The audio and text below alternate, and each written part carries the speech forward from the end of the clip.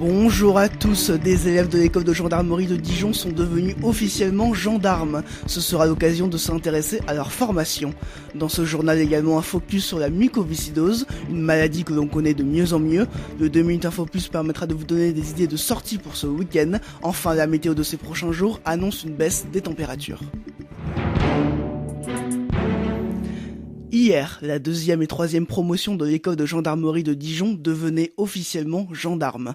À l'issue d'une cérémonie d'un peu plus d'une heure, ils ont prêté serment et exerceront dans quelques jours leur métier. Ils pourront exercer au niveau du département, être gendarmes mobiles, c'est-à-dire de s'assurer du maintien de l'ordre, ou entrer dans la garde républicaine pour protéger le gouvernement. Il s'agit de la 2e et de la 3e promotion de cette école, la première ayant été promue le 13 avril dernier. Ils ont fait en tout 8 mois de formation, comme nous l'explique le colonel Bertrand François, c'est lui qui commande l'école de gendarmerie. Ces jeunes ont fait 8 mois de formation, sur une formation qui dure normalement 9 mois. Ces 8 mois sont le résultat de l'accélération de la mise sur le terrain de gendarmes. On apprend à devenir un gendarme, donc à force savoir-être et savoir-faire. Savoir-faire, bon, évidemment, toutes les techniques pour se défendre, pour tirer, pour se protéger, pour intervenir. On se met en condition physique, physique et mentale. On apprend aussi à l'éthique, la déontologie, qu'est-ce qu'un gendarme, comment se comporter. Et on apprend les techniques aussi de police administrative, police judiciaire de base, se servir des logiciels. Enfin, c'est très très divers aujourd'hui. Ces gendarmes, en heures de formation, sur 8 mois, on passait 1280 heures de formation, et sans compter quelques marches de nuit et autres exercices supplémentaires qui n'apparaissent pas dans ce décompte. Donc je peux vous dire, c'est très dense, c'est très complet. Ces deux promotions rendent hommage à Alicia Chamblon et Audrey Berthaud, tuées en intervention. Malgré le risque, la protection des concitoyens est le moteur de ce métier, l'amour pour son pays aussi. Il faut aimer son pays, il faut aimer son territoire aussi, il faut aimer ses compatriotes. Un gendarme, il existe que par la qualité du service qu'il rend à ses concitoyens. Donc le lien qu'il crée avec les habitants de ses circonscriptions, le lien qu'il crée quand il est en mission avec les gens qu'il côtoie, c'est le cœur de son métier. Et ce métier-là, c'est protéger son prochain dans le cadre évidemment de la République et de sa patrie. Le marché au pas, si vous voulez, c'est plutôt le symbole de la cohésion, de la fraternité qui s'est établie au cours des 8 mois dans chacune des deux compagnies. Voilà, et marcher au pas, chanter à l'unisson, c'est prouver qu'on adhère au groupe, qu'on se soutient les uns les autres. C'est pas simplement un exercice de discipline un peu brute, ça va bien au-delà. En fonction de leur classement à l'issue de leur formation, les gendarmes choisissent ensuite la région dans laquelle ils aimeraient travailler. Dijon Métropole alerte dans un communiqué sur une augmentation des arnaques concernant l'enlèvement des déchets encombrants. Sur internet, des services payants seraient proposés, or ce service est gratuit. Pour en bénéficier, il faut vous rendre sur le site internet suivant www.trionnodéchets-dijon.fr ou appeler le 0800 12 12 11. Il s'agit d'un numéro gratuit. La direction interdépartementale des routes 113 va procéder à des travaux sur la rocade de Dijon entre l'échangeur numéro 45 de Franche-Comté et l'échangeur numéro 47 de Beauregard. Seul le sens de circulation nord-est sera affecté. Une déviation sera donc mise en place du lundi 23 au 30 juin de 20h à 6h et du lundi 3 au vendredi 7 juillet aux mêmes horaires. En dehors de ces heures, la circulation sera normale sur la rocade. Le Handball Mucotour fête ses 10 ans. Cette manifestation organisée par l'association Vaincre la mucoviscidose consiste à récolter des fonds pour financer la recherche. La maladie se déclare dès la naissance, elle est génétique et se transmet par les parents qui ont un gène.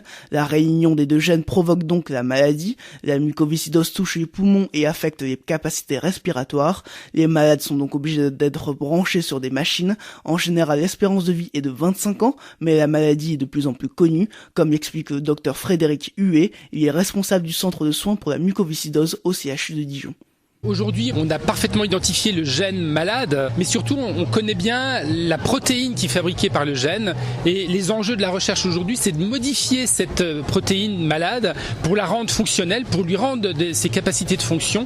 Et grâce à ça, redonner aux patients des capacités à nettoyer leurs poumons, puisque la maladie s'exprime principalement par un encrassement, par une accumulation de toutes sortes de choses dans le poumon. Eh bien, on est capable, grâce à de nouvelles molécules qui sont très très onéreuses, mais on est capable de nettoyer le poumon et donc de rendre un tout petit peu de ventilation et d'efficacité du poumon chez ces patients malades. Je suis raisonnablement optimiste vis-à-vis des soins. En effet, grâce à la recherche fondamentale, il faut maintenant passer à la recherche appliquée, c'est-à-dire ce qu'on découvre dans les éprouvettes, il faut maintenant le passer à l'homme. Ça demandera encore du temps, ça demandera encore beaucoup d'argent, car malheureusement ça coûte très très cher, mais je suis optimiste et je suis convaincu que dans 10 ou 15 ans, on parlera de la mucoviscidose comme étant quelque chose qui a été terrible, mais qu'on est capable de maîtriser. Ce qu'on ne sait pas faire aujourd'hui, j'espère qu'on saura le faire dans 10 à 15 ans.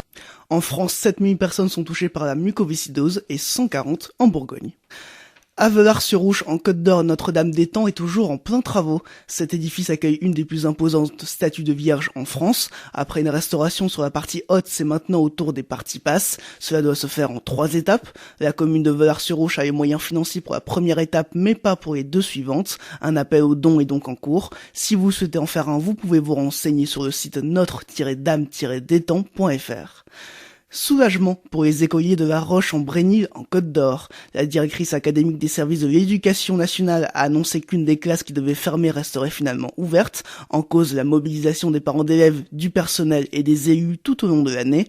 Un des arguments qui a joué en leur faveur, c'est l'installation d'usines dans la commune qui a créé de l'emploi et donc potentiellement de nouveaux enfants dans l'école.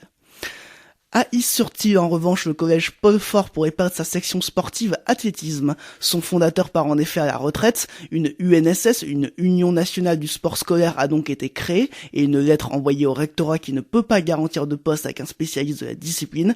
Le nouvel enseignant serait donc peu motivé à s'occuper de l'UNSS. Une manifestation est prévue mercredi devant le rectorat de Dijon. Demain, à Fontaine-lès-Dijon, un atelier café-réparation est organisé aux 5 rue des Ponnières.